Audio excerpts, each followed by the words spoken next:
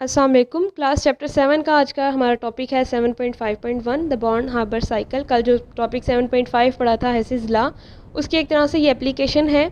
और जैसे कि उसके अंदर भी हमने पढ़ा था कि energy change in a cyclic process is always zero, और यहाँ पर भी हम यही पढ़ रहे हैं कि energy change in a cyclic process is always zero, कि अगर कोई साइक्लिक प्रोसेस है तो उसके अंदर अगर हम ओवरऑल एनर्जी चेंज देखते हैं तो वो हमेशा ज़ीरो होगा। इस साइकिल को हम किस तरह से यूज़ कर सकते हैं? तो बहुत सारे ऐसे प्रोसेस हैं, जैसे कि आपको पता है कि जो आयनिक कंपाउंड्स हैं वो क्या होते हैं, हार्ड सब्सटेंसेस होते हैं और आयंस से मिलके बने होते हैं। और हमें पता है फिर उनको, उनके क्रिस्टल को हमें अगर ब्रेक करना है तो उसके लिए हमें एनर्जी रिक्वायर होती है। या ऐसे कह लें कि अगर उनका क्रिस्टल बनाना हो, एक स्टेबल क्रिस्टल हमने बनाना हो उसके आयंस से, तो उसके लिए एनर्जी इवॉल्व होती है। अगर हमने ये सारी चीज़ें यानी कि लेटेस्ट एनर्जी हमने बाइनरी आयनिक कंपाउंड की फाइंड करनी हो, यानी इसका मतलब ये हुआ कि ये सब डिस्कशन के लिए लेटेस्ट एनर्जी का पता होना ज़रूरी है। बाइनरी आयनिक कंपाउंड की लेटेस्ट एनर्जी हम इस साइकिल की मदद से फाइंड कर सकते हैं। लेटेस्ट एनर्जी क्या होती है, बाइनरी आयनिक कंपाउंड्स क्या होते हैं? ये ऐसे कंपाउंड्स हैं जिनके अंदर दो तरह के आयन्स हों, यानी कि एक पॉजिटिव और एक नेगेटिव आयन हो। फॉर एग्जांपल सोडियम क्लोराइड, आपके सामने ये लिखा हुआ है, एक सोडियम आयन और एक क्लोराइड आयन, एक पॉजिटिव और एक नेगेटिव आयन है इसके अंदर। सो इस तरह के कंपाउंड को बाइनरी आयनिक कंपाउंड्स कहा जाता है। सो बहुत ईजिली हम इस तरह के कंपाउंड की लेटेस्ट एनर्जी को फाइंड कर सकते हैं इस साइकिल की मदद से। लेटेस्ट एनर्जी आप किसको कहते हैं? एनर्जी की ये वो अमाउंट है जो कि रिक्वायर होती है जब हमारे पास एक आयनिक कंपाउंड का 1 मोल हो, ठीक है, जैसे कि सोडियम क्लोराइड का, ठीक है, इसकी सॉलिड फॉर्म का हमारे पास 1 मोल हो और इसके 1 मोल को कम्प्लीटली हमने सेपरेट करना हो इसके गैशियस आइंस के अंदर। इस काम के लिए जितनी एनर्जी रिक्वायर होगी, एनर्जी की जितनी मिकदार की हमें ज़रूरत होगी, उसको हम कहते हैं लेटेस्ट एनर्जी। और क्योंकि क्रिस्टल को ब्रेक करना इसके लिए एनर्जी रिक्वायर है, तो ये एक एंडोथर्मिक प्रोसेस होगा और उसके लिए जो एनर्जी है वो प्लस की फॉर्म में, यानी उसके साथ हम प्लस लगाएंगे। सो इस काम के लिए जितनी एनर्जी रिक्वायर है वो है 787 किलो जूल पर मोल। इसको हम कहते हैं लेटेस्ट एनर्जी। एक और तरह से भी डिफ़ाइन कर सकते हैं अगर इसी का हमने उल्ट करना हो, कि सोडियम आइंस और क्लोराइड आइन, अगर हमने एक क्रिस्टल बनाना हो, उसका 1 मोल बनाना हो, उसके गैशियस आइंस से मिला के इसको बनाना हो अगर हमने, तो इस काम के लिए एनर्जी की जितनी मिकदार वहाँ से इवॉल्व होती है उसको लेटेस्ट एनर्जी कहा जाता है। जैसे सोडियम आइंस गैशियस फॉर्म में लिए हों, क्लोराइड आइंस गैशियस फॉर्म में, इनको मिला के सोडियम क्लोराइड हमने बनाना हो, स्टैंडर्ड कंडीशंस ली हों सारी, तो जितनी एनर्जी वहाँ से इवॉल्व होगी उसको लेटेस्ट एनर्जी कहा जाता है। और वो लेटेस्ट एनर्जी सेम होगी, वही एनर्जी है ये जितनी हमें रिक्वायर्ड थी क्रिस्टल को ब्रेक करने के लिए, और उतनी एनर्जी इवॉल्व होती है जब हमने क्रिस्टल को बनाना हो। तो दोनों के साथ अगर बनाना हो, यानी कि अगर एनर्जी इवॉल्व हो रही है माइनस साइन लगा दिया, अगर एनर्जी रिक्वायर है तो प्लस साइन लगा दिया। तो ये दोनों तरह से लेटेस्ट एनर्जी को डिफ़ाइन किया जा सकता है। अगर हमने यहाँ से यहाँ तक जाना हो तो एनर्जी इवॉल्व होगी, अगर सोडियम क्लोराइड से बैकवर्ड आना हो इसके गैशियस आइंस की तरफ तो एनर्जी अब्जॉर्ब होगी। इस तरह से जाएं तो ये एक्सोथर्मिक प्रोसेस है, और अगर इस यहाँ से वापस आएँ तो ये एंडोथर्मिक प्रोसेस होगा। फॉर एग्ज़ाम्पल अगर हमने सोडियम क्लोराइड बनाना है तो उसके लिए हमारे पास दो तरीके हैं। मेथड नंबर 1 या फिर रूट नंबर 1 सोडियम क्लोराइड को बनाने के लिए ये है कि हमारे पास सॉलिड सोडियम हो और क्लोरीन इसकी जो स्टैंडर्ड स्टेट है वो क्या है, स्टैंडर्ड फेज़ की गैस है। सोडियम और क्लोरीन के रिएक्शन से सोडियम क्लोराइड सॉलिड फॉर्म में हमारे पास बने, सारी स्टैंडर्ड कंडीशंस अगर हम रखें तो ये इंथाल्पी ऑफ फॉर्मेशन है, स्टैंडर्ड इंथाल्पी ऑफ फॉर्मेशन, जो कि आप पिछले लेक्चर्स के अंदर पढ़ चुके हैं। तो standard enthalpy of formation of sodium chloride it is -411 kilo joule per mole है। तो ये क्या है, इसका पहला तरीका है कि अगर हमने आयनिक क्रिस्टल बनाना है, सोडियम क्लोराइड बनाना है, तो उसको बनाने के लिए हमने इसके जो कंपोनेंट्स हैं यानी सोडियम और क्लोरीन, उनको इनकी हमने जो भी स्टैंडर्ड स्टेट्स हैं उनके अंदर लिया और उनका अगर हमने रिएक्शन करवाया, और रिएक्शन से क्या हुआ कि सोडियम ने क्लोरीन के साथ उसका रिएक्शन करवाएं और सोडियम क्लोराइड बना वहाँ से। सोडियम क्लोराइड को यानी अगर हम उसके कंपोनेंट से बनाते हैं और स्टैंडर्ड उनकी कंडीशंस लेके स्टैंडर्ड स्टेट्स में लेके और सारी कंडीशन स्टैंडर्ड रख के, तो यहाँ से हमारे पास जो मिलती है वो है इंथाल्पी ऑफ फॉर्मेशन, और इंथाल्पी ऑफ फॉर्मेशन है इसकी -411 किलो जूल पर मोल। ये तो हो गया इसका पहला तरीका। मेथड नंबर 2 में बहुत सारे स्टेप इन्वॉल्व हैं। ये तो सिंगल स्टेप के अंदर इसकी फॉर्मेशन बताई जा रही है, लेकिन यही अगर सोडियम क्लोराइड हमने स्टेप वाइज बनाना हो तो इसके अंदर सीरीज़ ऑफ स्टेप इन्वॉल्व होते हैं। तो ऑलमोस्ट 5 इसके अंदर जो है वो स्टेप इन्वॉल्व हैं मेथड नंबर 2 के अंदर। अभी हम देखेंगे कि फिर हर स्टेप की जो इंथाल्पी है और वो सारी अगर हम कैलकुलेट करें तो वहाँ से हमें डेल्टा एच एफ फाइंड कर सकते हैं। लेकिन अगर हमने लेटेस्ट एनर्जी फाइंड करनी हो तो वो किस तरह से फाइंड कर सकते हैं, तो उसके लिए बॉर्न हाइबर साइकिल जो साइकिल है ये हेसिस लॉ को किस तरह से यूटिलाइज़ करता है। सेकंड मेथड के अंदर यानी रूट नंबर 2 में अगर हमने सोडियम क्लोराइड बनाना है और उसमें हमें बहुत सारे स्टेप इन्वॉल्व हैं, जैसे कि 5 स्टेप हैं आपके सामने। पहले स्टेप में क्या करें कि हमारे पास 2 कंपोनेंट हैं सोडियम क्लोराइड को बनाने के लिए। सॉलिड सोडियम क्लोराइड के क्रिस्टल को बनाने के लिए 2 कंपोनेंट सोडियम और दूसरा कंपोनेंट है क्लोरीन। सोडियम उसकी जो स्टैंडर्ड स्टेट है वो सॉलिड है और क्लोरीन की गैस फॉर्म में होती है और मॉलिक्यूलर फॉर्म में होती है ये। स्टेप नंबर 1 में क्या करें कि जो सोडियम है, सोडियम को यानी यहाँ पर हम क्या करना चाह रहे हैं, लेटेस्ट एनर्जी को फाइंड करने के लिए एक्चुअली हम ये रूट नंबर 2 की तरफ जा रहे हैं।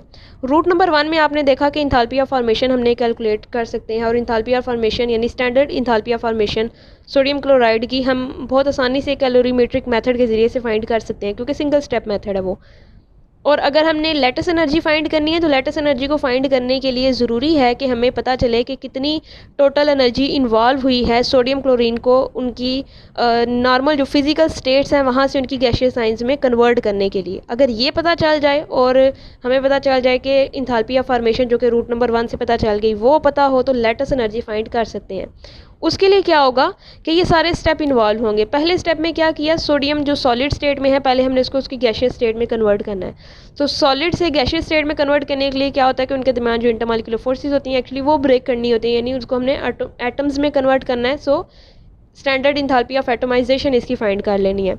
और ये फाइंड करने के लिए हम क्या कर सकते हैं, हम उसकी जो हीट ऑफ फ्यूजन है और इसके अलावा हीट ऑफ वेपराइजेशन, कितनी हीट इन्वॉल्व हो रही है उसको वेपराइज करवाने के लिए, और फिर जो उनकी स्पेसिफिक हीट कैपेसिटीज़ वगैरह हैं ये सब फाइंड करके हम उसकी डेल्टा एच एटोमाइजेशन फाइंड कर सकते हैं कन्वीनियंटली, और वो होती है 108 किलो जूल पर मोल। और जैसे कि डेफिनेशन में आप पिछले लेक्चर्स में पढ़ चुके हैं कि जब हमने एटम्स में कन्वर्ट करना होता है उसकी स्टैंडर्ड स्टेट से तो एनर्जी एब्जॉर्ब होती है, ये एक एंडोथर्मिक प्रोसेस है। जब सोडियम अपनी सॉलिड स्टेट से हमने इसको गैशियस स्टेट में कन्वर्ट कर लिया, एटम्स बन गए। अब उन एटम्स में से अगर हमने तो किसी गैशियस एटम्स के वैलेंस शेल में से इलेक्ट्रॉन को बाहर निकालने के लिए जितनी एनर्जी रिक्वायर होती है उसको हम कहते हैं आयोनाइजेशन एनर्जी। और आयोनाइजेशन एनर्जी हमें कितनी रिक्वायर्ड होगी, ये हम स्टेप 2 है हमारा कि सोडियम गैशियस स्टेट में हमारे पास मौजूद है एटम्स की फॉर्म में, हमने उसको आयन की फॉर्म में कन्वर्ट करना है, यानी सोडियम आयन बनाने हैं। जो एनर्जी इन्वॉल्व होगी वहाँ से जो रिक्वायर होगी वो कहलाएगी स्टैंडर्ड इंथैल्पी ऑफ आयोनाइजेशन, और उसकी अमाउंट है 496 किलो जूल पर मोल। यहाँ तक हमने क्या किया कि सोडियम को उसकी फिजिकल स्टेट से हमने उसके आयन में कन्वर्ट कर लिया 2 स्टेप के अंदर। पहले एटम्स में कन्वर्ट किया गैशियस एटम्स में, फिर गैशियस एटम्स से हमने उसके आयंस के अंदर कन्वर्ट कर लिया। और फर्स्ट आयोनाइजेशन एनर्जी सोडियम की हम डिटर्मिन कर सकते हैं स्पेक्ट्रोस्कोपिकली। जैसे कि आपने चैप्टर 1 के अंदर स्पेक्ट्रोस्कोपी पढ़ी थी तो उसके अंदर आपने देखा कि हम आयंस में आयोनाइजेशन करवाते हैं उसके ज़रिए से, तो वहाँ से हम इजीली ये फाइंड कर सकते हैं इसकी वैल्यू। स्टेप नंबर 3 में अब हम आ जाते हैं इसके दूसरे कंपोनेंट की तरफ, ये जो कि क्लोरीन है। क्लोरीन गैशियस फॉर्म में हमारे पास होती है और मॉलिक्यूलर फॉर्म में होती है। पहले स्टेप में हमने क्या करना है कि मॉलिक्यूल को ब्रेक करके क्लोरीन को इसके एटम्स में कन्वर्ट करना है, यानी क्लोरीन यहाँ पर बॉन्ड 2 क्लोरीन एटम्स के दरमियान में इस तरह से ये जो बॉन्ड है एक्चुअली हमने इसको ब्रेक करके क्लोरीन को इसके एटम्स की फॉर्म में कन्वर्ट कर लेना है।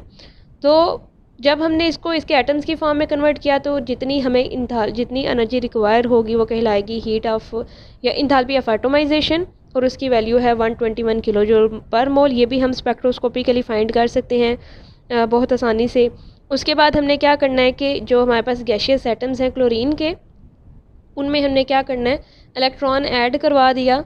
सो इलेक्ट्रॉन अगर हम किसी एटम के वैलेंस शेल में ऐड करते हैं तो ये यहाँ से इस प्रोसेस के लिए एनर्जी ओवरऑल इवॉल्व होती है, रिलीज़ होती है।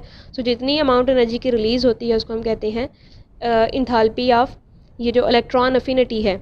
सो इस प्रोसेस को हम इलेक्ट्रॉन अफिनिटी कहते हैं। जब किसी गैशियस एटम के वैलेंस शेल में एक इलेक्ट्रॉन हम ऐड करते हैं और उसको हम आयन में कन्वर्ट कर देते हैं, देखिए यहाँ से क्लोराइड आयन बना है गैशियस फॉर्म में, तो एनर्जी जो इवॉल्व होगी उसके साथ हम ये जो स्मॉल ई लिखा हुआ है यहाँ पर इसका मतलब है इलेक्ट्रॉन अफिनिटी। इस प्रोसेस को इलेक्ट्रॉन अफिनिटी कहा जाता है।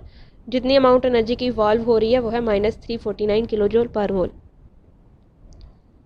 इन 4 स्टेप्स के ज़रिए से सोडियम और क्लोरीन अपने गैशियस आयंस की फॉर्म में हमें यहाँ पर मिल गए हैं।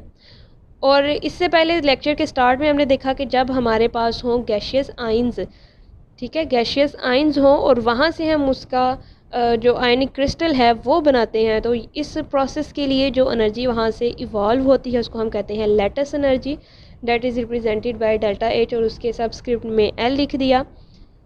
तो वो एनर्जी थी -787 किलो जूल पर मोल। ये 5 स्टेप बेसिकली इन्वॉल्व हैं जब हमने एक एक स्टेप करके जब देखा। लेकिन अगर हम डायरेक्टली सोडियम की सॉलिड स्टेट से और क्लोरीन की जो मॉलिक्यूलर गैशियस स्टेट है वहाँ से जाते हैं सोडियम क्लोराइड, तो उसको हम कहते हैं हीट ऑफ फॉर्मेशन। लेकिन जब हम सोडियम क्लोराइड को उसके आइंस से बनाते हैं तो वो एनर्जी कहलाती है लेटिस एनर्जी।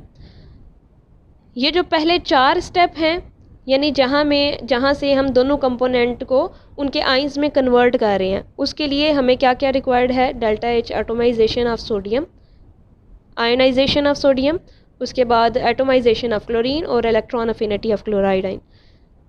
इन सब के एडिशन को, इन सब को अगर हम ऐड कर लें और इसको हम रिप्रेजेंट करें, ओवरऑल एनर्जी चेंज जो आ रहा है इन 4 स्टेप के दरमियान में, इसको हम डेल्टा एच एक्स से रिप्रेजेंट कर लें, तो डेल्टा एच एक्स इक्वल होगा इन 4 स्टेप में जो भी एनर्जी चेंज इवॉल्व हो रहा है।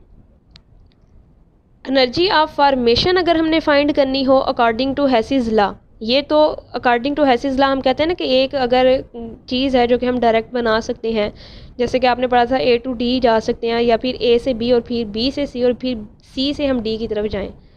तो एक हमने रूट नंबर 1 में देखा कि हम स्टेप 1 से डायरेक्टली यहाँ तक आ सकते हैं, लेकिन रूट नंबर 2 में आप देख रहे हो कि इसके अंदर बहुत सारे स्टेप इन्वॉल्व हैं। तो हम क्या कह सकते हैं कि ओवरऑल एनर्जी चेंज यानी कि जो हीट ऑफ फॉर्मेशन है वो किसके इक्वल होगी? इन चारों स्टेप के कम्बिनेशन को हमने कह दिया डेल्टा एच एक्स, और लास्ट वाले को हम कहते हैं डेल्टा एच एल यानी लेटिस एनर्जी।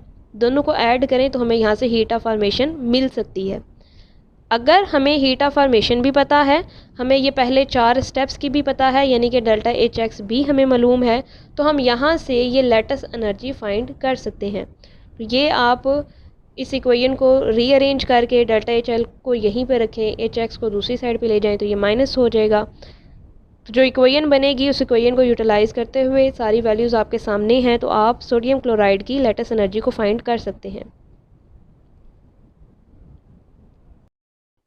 सोडियम क्लोराइड की formation from solid sodium and chlorine gas, उसका लिए जो सेकंड रूट अभी हमने डिस्कस किया, उसके अंदर 5 स्टेप इन्वॉल्व होते हैं। उन 5 स्टेप्स को हम किस तरह से रिप्रेजेंट कर सकते हैं, जो बॉन्ड हार्बर साइकिल है वो किस तरह से उसको रिप्रेजेंट करता है। तो ये आपके सामने फिगर 7.9 है, पेज नंबर 208 पे है, जो बॉन्ड हार्बर साइकिल की। इसके अंदर क्या है कि अगर आप यहाँ से इसको नोट करना शुरू करें, ठीक है, इस वाले स्टेप से, जिसमें सोडियम यानी कि जो हमारे रिएक्टेंट्स थे सोडियम और क्लोरीन गैस, ये हमने रिएक्टेंट्स लिए थे और हमारी प्रोडक्ट क्या बनी थी? सोडियम क्लोराइड सॉलिड आयनिक क्रिस्टल उसके। अगर हम सेकंड मेथड की बात करें, या चलें पहले फर्स्ट रूट की बात कर लें, जो कि लेक्चर के स्टार्ट से हमने शुरू किया था। पहले रूट में हमने क्या कहा कि अगर सोडियम को सॉलिड फॉर्म में लें, रिएक्टेंट के तौर पर क्लोरीन गैस को हम लें मॉलिक्यूलर फॉर्म उसकी, और वहाँ से हम डायरेक्टली बना रहे हैं, जो पहला रूट है उसका सिर्फ एक सिंगल स्टेप के अंदर सोडियम क्लोराइड सॉलिड की फॉर्मेशन हो जाए, तो यहाँ से हमें जो चीज़ मिलती है वो होती है इसकी standard enthalpy of formation, that is represented by delta H F of sodium chloride. तो यानी कि यहाँ से यहाँ आने के लिए, और वो इस काम के लिए जो एनर्जी है वो इवॉल्व होती है, ओवरऑल जो एनर्जी चेंज आता है वो नेगेटिव होता है, यानी कि ये यहाँ से यहाँ तक आना कि एक्सोथर्मिक रिएक्शन था। और इसके बाद अगर हम सेकंड रूट की बात करें, सेकंड रूट में जिसमें 5 स्टेप इन्वॉल्व थे, जो कि भी हमने पीछे पढ़े रूट नंबर 2 के अंदर, उसमें हमने क्या किया कि पहले जो सोडियम सॉलिड है इसको हमने पहले एटम्स के अंदर कन्वर्ट करवाया, और यहाँ से हमें जो चीज़ मिलती है वो इंथैल्पी ऑफ एटोमाइजेशन है, या heat of atomization of sodium. तो आप देख सकते हैं ये जो दोनों रिएक्टेंट यहाँ पर लिखे हुए हैं, सोडियम सॉलिड फॉर्म में ली थी स्टार्ट पे, और क्लोरीन गैस को मॉलिक्यूलर फॉर्म में जो लिया हुआ है। तो पहले स्टेप में यहाँ से क्या चीज़ प्रोड्यूस हो रही थी? सोडियम। अब उसके साथ जो ब्रैकेट के अंदर ये स्मॉल जी लिखा हुआ है, इसका मतलब है कि ये गैशियस हमें सोडियम एटम्स यहाँ से मिले हैं, और क्लोरीन को एज इट इज़ अभी हमने साथ में लिख दिया। सो यहाँ से यहाँ जाने के लिए हमें जो एनर्जी चेंज आया है वो है heat of atomization of sodium, solid sodium, जो कि यहाँ पर साइड पे भी लिख दिया गया है। और एरोज़ आपने किस तरह से लगाने हैं, अब क्योंकि यहाँ पर एनर्जी रिक्वायर थी इस काम के लिए, पीछे रूट नंबर 2 के अंदर मेथड नंबर 2 में सारी पढ़ चुके हैं कि कहाँ पर कौन सा एंडोथर्मिक प्रोसेस था और कौन से स्टेप में एक्सोथर्मिक प्रोसेस है, हीट इवॉल्व हो रही है। तो जहाँ पर एंडोथर्मिक प्रोसेस है उनके लिए हमने ऊपर की तरफ एरो लगाना है, ठीक है। और जो जो जो एक्सोथर्मिक रिएक्शन थे या जो एक्सोथर्मिक स्टेप्स थे उनके लिए हमने एरो नीचे की तरफ लगाना है, डाउनवर्ड एरो यूज़ करेंगे। जैसे कि आप देख सकते हैं कि रूट नंबर 1 में अगर हम यानी ये रिएक्टेंट लेते हैं और डायरेक्टली हम सोडियम क्लोराइड बनाते हैं और हीट ऑफ फॉर्मेशन हम इसको कहते हैं, जहाँ से जो एनर्जी चेंज आता है, और वो एक्सोथर्मिक था, हीट इवॉल्व हुई थी, इसलिए एरो का मुंह ये जो है नीचे की तरफ है। अच्छा जी, रूट नंबर 2 में जो हमने पहले स्टेप की बात कर ली, हमारे पास गैशियस सोडियम एटम्स बन गए। अगला स्टेप इसके अंदर हमने क्या पढ़ा था, अगले स्टेप में अब इन गैशियस एटम में से एक इलेक्ट्रॉन बाहर निकालते हैं और पीछे हमारे पास रह जाते हैं गैशियस सोडियम आइंस। इस काम के लिए यानी अब सोडियम एटम से गैशियस सोडियम एटम्स से गैशियस सोडियम आइंस तक जाने के लिए जो वहाँ से हीट चेंज आता है वो होता है स्टैंडर्ड एंथैल्पी ऑफ आयोनाइजेशन या ionisation of gaseous sodium atoms, ठीक है। वो ये साथ में लिख दी गई है यहाँ पर, और यहाँ पर भी मेंशन की हुई है जैसे कि बुक में साथ साथ आयोनाइजेशन ऑफ सोडियम, और साथ में इनकी वैल्यूज़ भी हैं वही जो कि अभी हमने रूट नंबर 2 के अंदर पढ़ी। साथ साथ क्लोरीन को आप देख सकते हैं फिर से एज इट इज़ साथ में लिख दिया गया, क्योंकि अभी तक हम सिर्फ पहले स्टेप में हमने बात की थी सोडियम को सॉलिड से गैशियस फॉर्म में कन्वर्ट किया, एटोमाइजेशन की, और फिर दूसरे स्टेप में उसके आइंस बना लिए। अब यहाँ तक सोडियम के आइंस हमें मिल चुके हैं। अगले स्टेप में स्टेप नंबर 3 के अंदर हमने क्या करना है, अब हमारा काम इसके साथ है क्लोरीन गैस के मालिक्यूल के साथ। क्लोरीन गैस को मालिक्यूलर फॉर्म से एटॉमिक फॉर्म में कन्वर्ट करना, इसके लिए हीट ऑफ आयोनाइजेशन या फिर बॉन्ड डिसोसिएशन एनर्जी रिक्वायर होगी, यानी कि जिसके लिए ये जो Cl2 मालिक्यूल है, जैसे कि पीछे अभी बताया था कि 2 क्लोरीन एटम्स के दरमियान में जो बॉन्ड है उस बॉन्ड को ब्रेक करके हर क्लोरीन एटम को अलग अलग कर देना है, यानी गैशियस क्लोरीन एटम्स अब हमें मिलेंगे। यहाँ पर रिएक्टेंट में गैशियस क्लोरीन मालिक्यूल्स हैं, ठीक है। अब हमारे पास यहाँ तक क्या आ गए, गैशियस क्लोरीन एटम्स आए हैं अभी तक। इस काम के लिए जो एनर्जी रिक्वायर है उसको हम बोलेंगे standard enthalpy of atomization of chlorine gas molecules. यहाँ तक अब हमारे पास सोडियम गैशियस सोडियम आइंस आ चुके हैं। एक इलेक्ट्रॉन जो इसमें से बाहर निकला था वो भी साथ में लिख लिया, और साथ में ये क्लोरीन गैशियस क्लोरीन एटम्स। चौथा स्टेप था इसके अंदर, अगर आप रूट नंबर 2 में जो भी पढ़ा है उसमें चौथा स्टेप क्या था कि अब क्लोरीन ने ये जो एक इलेक्ट्रॉन सोडियम ने निकाला है, क्लोरीन इसको एक्सेप्ट करेगी और क्लोराइड आइन बनेगा। इस काम के लिए एनर्जी इवॉल्व हुई थी, अगर आप उसको याद करें तो एनर्जी यहाँ से इवॉल्व होती है, एक्सोथर्मिक रिएक्शन था ये। सो ओवरऑल एनर्जी चेंज, अगर मैंने कहा कि अगर इवॉल्व हो रही है एक्सोथर्मिक हो तो एरो का जो रुख है वो आपने नीचे की तरफ रखना है, डाउनवर्ड एरो हमने यूज़ करना है। इस काम के लिए जो स्टैंडर्ड एंथैल्पी चेंज आएगा वो होगा इलेक्ट्रॉन अफिनिटी, इसलिए हमने यहाँ पर नीचे सबस्क्रिप्ट में स्मॉल ई लिखा हुआ है। सो ये यहाँ से जो एनर्जी की अमाउंट हमें मिलेगी it will be electron affinity of chlorine gaseous chlorine atoms. अब क्या होगा कि इस क्लोरीन एटम ने इलेक्ट्रॉन लिया और अब ये क्लोराइड आइंस बन गए। यहाँ तक अब 4 स्टेप्स के बाद, स्टेप नंबर 1, 2, 3 एंड 4, ठीक है, इन 4 स्टेप्स के बाद हमारे पास आइंस आए हैं, अब sodium ions and chloride ions.